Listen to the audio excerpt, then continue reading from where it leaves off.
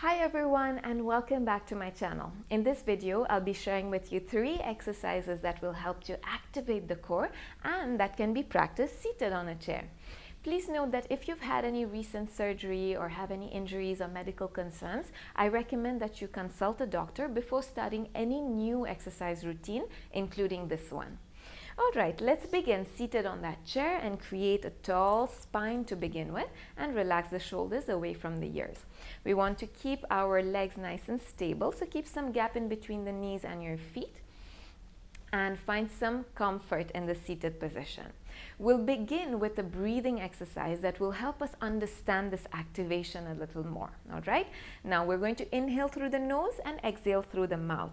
Through the exhalation, what we want to think of is drawing the hip bones in towards one another, the ribs in towards the center, and draw the belly button in and up. So think of zipping up from the belly button towards the breastbone. All right, that happens with the exhale. Through the inhalation, we're just going to think of expanding through the rib cage. All right, now to feel this expansion a little better, we're going to bring our hands to just where our rib cage ends. Fingertips towards the center. Inhale, expand. Feel the fingertips come apart. Exhale, fingertips come back towards the center as you draw the ribs in together. Think of drawing the hip bones in towards the center and the belly button in. Inhale, expand. Exhale through the mouth. Imagine the hip bones coming in together, belly button in and up. Last one, inhale. Expand and exhale. Fingertips come back towards the center. Good. And then inhale and release. So you want to maintain this breathing technique throughout the exercises. That will help to activate these muscles a little better. All right? Great. We're going to start with the first exercise. And in this exercise, what we're going to do is a crunch. All right? Now, a few things to keep in mind. We're going to interlace the fingers and bring the hands behind the head, but I'm not using my hands to push my head in any way. I'm not creating any tension in my neck. Instead, I want to draw the back of my head into the hands, all right, and support the weight of my head with the hands. Keep the back of my neck long and the elbows wide, the collarbones wide, all right? Now, second thing I want to think of, if my shoulders are against the back of the chair, when I exhale, the shoulders are going to come off the back of the chair. I'm going to draw the ribs in, the belly button in, and think of drawing the hip bones in together.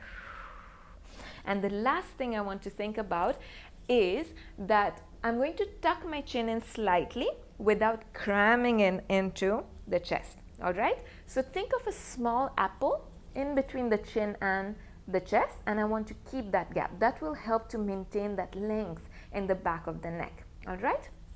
Great. Let's begin.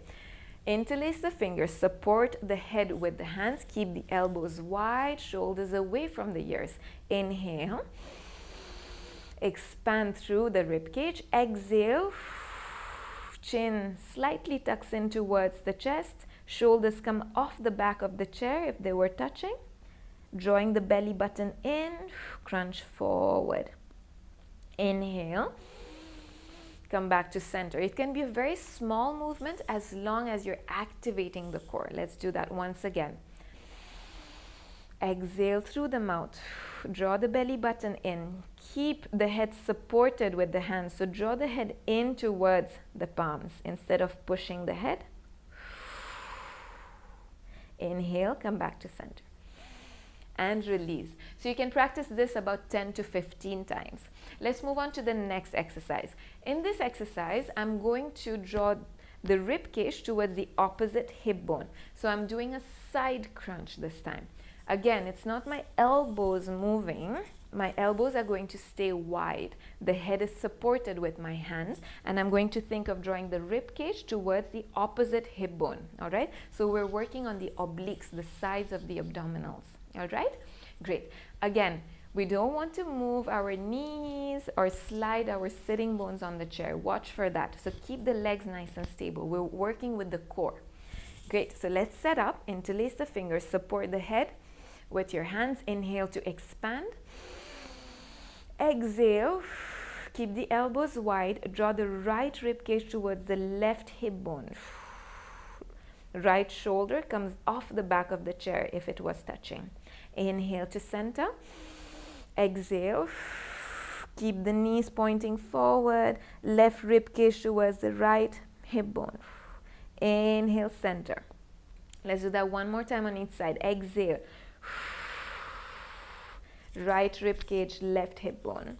Center. Keep the back of the neck long. Draw the belly button in and come back to center. Great job. Now, what you can add to this is some leg movement if it is accessible and comfortable to you. So for this, I'm going to bring my left hand to just support myself and hold on to the side of the chair. Right elbow is nice and wide. My head is supported with my right hand. Now I'm going to lift that left knee and crunch sideways. So right rib cage towards the left hip bone. I'm not bringing my elbow to my knee. I'm working more with my core and come back to center, drop the foot. Let's do the opposite side. Inhale to expand. Exhale, lift the right knee. Draw the left rib cage towards the right hip bone. Inhale back to center. And you can even do this with both the elbows. So inhale, exhale, inhale to center, exhale, opposite knee lifts, and think of that side crunch. All right, and release. So you can do this about 10 to 15 times on each side. Great. The last exercise is going to be a rotation. Okay, so for this rotation, once again, think of using your core instead of using your arms more or sliding your sitting bones on the chair. Stabilize the lower body, and we're going to bring our arms up like a ballerina.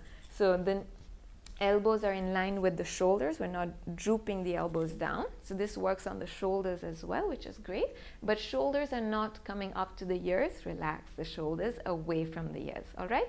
Now inhale to create that tall spine. Expand and exhale. Draw the belly in and twist to one side. Keep the lower body stable.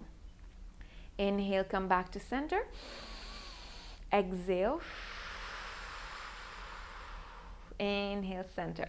Now, what we want to think of here is, first thing, it's not the arms moving. So one arm is not coming forward and moving past my body. I want to stabilize my arms the way they are. Imagine the arms being in cement and they stay this way, and I'm just twisting from the navel up. It can be a very small twist, but as long as you feel that activation, you're working on the core. All right?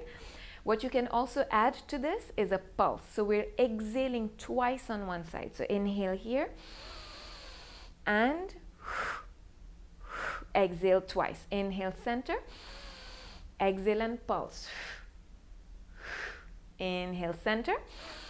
Exhale, pulse. Last one. Inhale, center. Exhale.